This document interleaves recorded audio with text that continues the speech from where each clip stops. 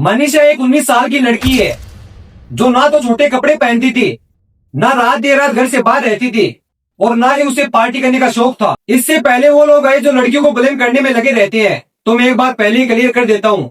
Simple सी लड़की थी, गरीब परिवार से थी, उसके पिता मजदूर थे और अपने पिता को सपोर्ट करने के लिए प्ले स्कूल में पार्ट टाइम जॉब भी करती थी, टीचिंग। और रोज की तरह वो अपनी जॉब पर चली गई थी और फिर उसे पता चलता है कि नर्सिंग के फॉर्म भरा रहे हैं, तो वो अपने पापा को कॉल करके बताती है कि आज शायद मैं लेट हो जाऊंगी। नॉर्मली वो टाइम पर घर आ जाती थी, पर आज लेट हो जाएगी, इसलिए प्रॉपर अपने पापा को पूरी जानकारी देती है कि कॉलेज जा रही हूँ। वो तो अच्छा हुआ कि कॉल करके बता दिया, वरना इस कॉलेज का तो कोई इन्वॉल्वमेंट ही नहीं बचता इसमें, क्योंकि अभी भी मैं देख रहा हूँ कि ज्यादा कोई बात नहीं कर रहा है इस कॉलेज के बारे में। पर ये कॉलेज ही इस केस का सबसे बड़ा हिस्सा है।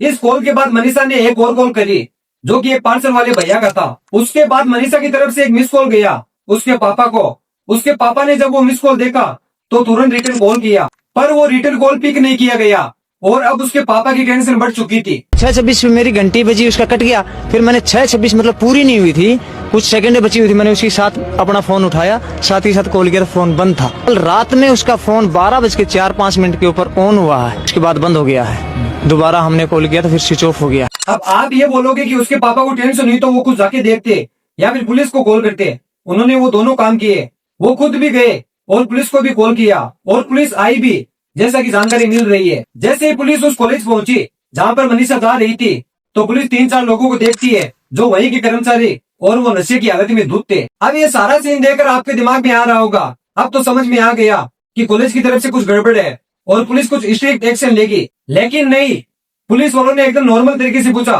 क्या तुमने मनीषा को देखा? उन्होंने बोला नहीं, और फिर पुलिस अपने काम पर आगे बढ़ जाती है। लड़की के पापा ने पुलिस को बोला, उनसे पूछताछ करो, कुछ तो पता करो, मुझे कुछ गड़बड़ लग रही है, क्योंकि मेरी बेटी इतनी रात तक बाहर नहीं रहती। तो फिर पुलिस ने वही किया जो हमेशा किया जाता है, विक्टिम ब्लेमिंग। उन्होंने कहा तुम्हारी लड़की किसी लड़के के साथ भाग गई होगी, आ जाएगी 3-4 दिन में, या तो शादी का कार्ड लेकर या फिर किसी लड़के के साथ शादी करके, तब तुम्हें सब पता चल जाएगा। आज भुग्गी होगी, आ जाएगी 1-2 दिन के अंदर, 2-4 दिन के अंदर आ जाएगी। बोले क्यों घबरा रहा है? मनीषा के पापा की हालत सोचिए आप, वो परेशानी में, अपनी बेटी की टेंशन में, जिसके पास हेल्प लेने गए वो हेल्प करने की बजाय उन्हीं को डरा रहा है और उनके दिमाग में गलत गलत सीन डाले जाते हैं। क्या हम इसके लिए टैक्स देते हैं कि जब हम परेशानी में हो तो हमें और डराया जाए? और ये रिपोर्ट 11 तारीख को की गई थी और 13 तारीख को मनीषा के पापा को वही खबर मिली जो उनके लिए सबसे बुरी थी। और इस खबर के साथ अपनी बेटी की बॉडी की हालत जो उन्होंने देखी, वो अगर कोई और देख ले तो उसकी रूह कांप जाएगी, चाहे आपका रिश्ता मनीषा के साथ हो या ना हो। इसके नए फेस पर सांस नली गायब है, जिससे हमारा पेट खाना खाता है, वो खाने की नली गायब है, बॉडी में किडनी नहीं है और शरीर से बच्चादानी भी गायब है। अब आप जरा ये सोचिए, मनीषा के पापा ने या उसकी फैमिली ने ये सब देखा होगा तो उन्होंने क्या फील किया होगा। पोस्टमार्टम को मैं पढ़ नहीं पाया, इतना यानी भीतर के ऑर्गन गायब है। सच्चाई तो ये है उसकी बच्चेदानी गायब है, उसकी किडनियां गायब है। 1-2 किलोमीटर के अंदर अंदर ऐसा क्या हो गया कि आसमान से अपराधी उतर गए? उस बेटी के साथ हुआ क्या है? उसकी बच्चेदानी गायब है, उसकी किडनी गायब है, उसके मुंह पे तेजाब डाला जाता है। जितना हार्ड उस बेटी का अगर आप पोस्टमार्टम की रिपोर्ट पढ़ेंगे ना तो आप पढ़ नहीं पाएंगे, इतनी दरिंदगी की गई है। अब पहली चीज जो दिमाग में आती है, पुलिस वालों ने इमीडिएटली एक्शन लिया होता, सीसीटीवी फुटेज निकलाई होती, उन कर्मचारियों से पूछताछ करती जो वहाँ पे इतनी रात को क्या कर रहे थे। एक लड़की की सेफ्टी का सवाल था, उस लड़की का मोबाइल ट्रेस किया होता तो शायद आज ये दिन नहीं देखना पड़ता एक पिता को और उसकी फैमिली को। पर वो तो छोड़िए, ये मुद्दा इतना बड़ा होने के बाद भी इतना बड़ा नहीं बन पा रहा है। ना इसकी टीवी चैनल पर बात हो रही है और ना ही इसके ज्यादा वीडियो इंटरनेट पर देखने को मिलते हैं। सोचने वाली बात तो ये भी है, मैं न्यूज चैनल नहीं हूँ, बट स्टिल जब भी ऐसी घटना होती है उनको बड़ा मुद्दा बनाने के लिए क्रिएटर्स को आगे आना पड़ता है, क्योंकि जितनी ज्यादा सोशल मीडिया में बातें होगी उतना ही ज्यादा प्रेशर बनेगा और फिर उतना ही ज्यादा इस केस को सीरियसली लिया जाएगा। क्योंकि अगर आप मनीषा की फैमिली को देखेंगे तो वो कोई रिच बैकग्राउंड फैमिली से नहीं आते, ना उनके इतने ज्यादा कनेक्शन होंगे कि वो अपनी बेटी को इंसाफ दिला सके। आपको और हमें आगे आना होगा, क्योंकि आज 23 तारीख हो चुकी है और इस केस को 11 दिन बीत चुके हैं। इंसाफ के नाम पर वो जो 2 पुलिसमैन थे उनको अलग अलग पोस्ट पर ट्रांसफर किया गया या फिर उनको सस्पेंड कर दिया गया। और जो फाइनल रिपोर्ट आई वो आपका नजरिया पूरे केस को लेके एकदम ही बदल देगी। जो हमारे पास अब तक की रिपोर्ट आई है उसमें पॉइजन आया है और उसमें कोई उसको इंजरी के मार्क नहीं आए, जो सेक्टोरल एरियाज में उसके जो थे वो कुछ भी नहीं आया, सीमेंट नेगेटिव आया उसका। बाकी हड्डियां उसकी इरेगुलर थी, तो कोई शार्प वेपन का इस्तेमाल उसमें नहीं लगा। ये भी बताया गया है कि धारदार हथियार से भी हत्या की गई है क्योंकि गला भी रेता गया है। वो उसमें धारदार हथियार की कोई भी एविडेंस। मतलब जितनी भी बातें चल रही थी कि उसके साथ पहले गलत किया गया और फिर उसको खत्म कर दिया गया, वो सारी बातें गलत है। इस रिपोर्ट ने सारी बातें झुठला दी है कि मनीषा ने कीटनाशक खाकर खुद को खत्म कर दिया। अब यहाँ पर आप उस वीडियो को याद कीजिए जो मैंने आपको एकदम शुरू में दिखाई थी, जहाँ पर एक पिता पूरे भरोसे के साथ में कहता है कि मेरी बेटी कभी भी ऐसा गलत काम नहीं कर सकती।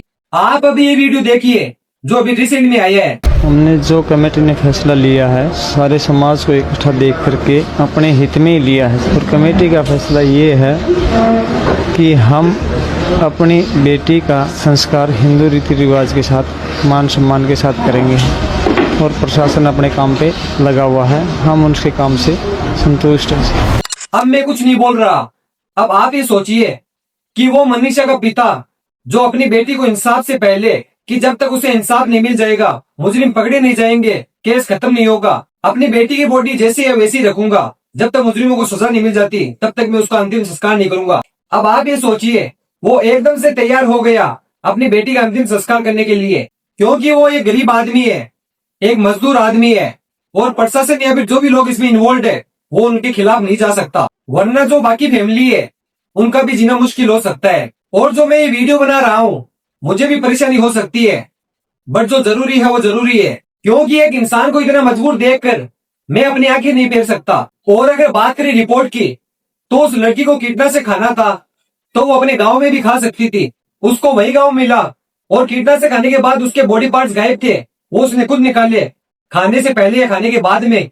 और जो भी उसकी स्किन गायब है, जैसे तेजाब गिरा हो, वो भी उसने खुद कर लिया।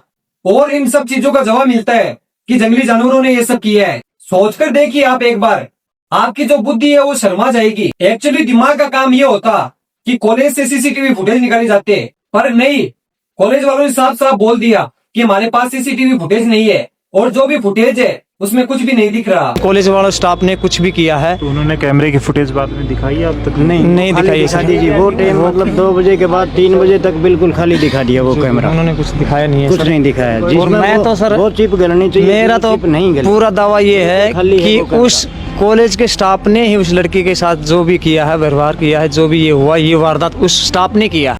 इतना सब होने के बाद मैं यही बोल सकता हूँ कि यहाँ पर सबसे पहली गलती लड़की के बाप की है, क्योंकि उसने पुलिस से ये उम्मीद करी कि उसकी बेटी को ढूंढेंगे, उसे कुछ नहीं होने देंगे। और दूसरी गलती हम सब की है जो सोच रहे हैं कि इसमें इंसाफ मिल जाएगा, क्योंकि इसमें आधे से ज्यादा लोग तो आज भी आवाज उठाने से डर रहे हैं, जिन्हें लगता है कि जब तक घर में कोई दिक्कत नहीं है तब तक कोई भी दिक्कत नहीं है, और उन्हें सच में लगता है कि वो इस देश में सेफ है, उनकी फैमिली सेफ है। तुम कुछ सोचकर देखो, एक लड़की जो दिन दहाड़े सलवार सूट में रोड पर गायब हो रही है, और यहाँ क्राइम हो जाने के बाद पैसे देकर उस केस को दबाना कितना आसान है। और अगर मुस्लिम के पास पैसा है और उसे पता है कि केस दब जाता है, तो फिर उसे दिक्कत ही क्या है क्राइम करने में। बाकी मेरे पास आवाज उठाने को जो मैं इसे उठा सकता हूँ और मैंने इसे इस्तेमाल किया है, बाकी आप लोगों का काम है। और नीचे शेयर का बटन है, आप लोग ज्यादा से ज्यादा शेयर करें और ज्यादा से ज्यादा फैलाए ताकि प्रेशर बने। कम से कम इन्वेस्टिगेशन तो ईमानदारी से होनी चाहिए।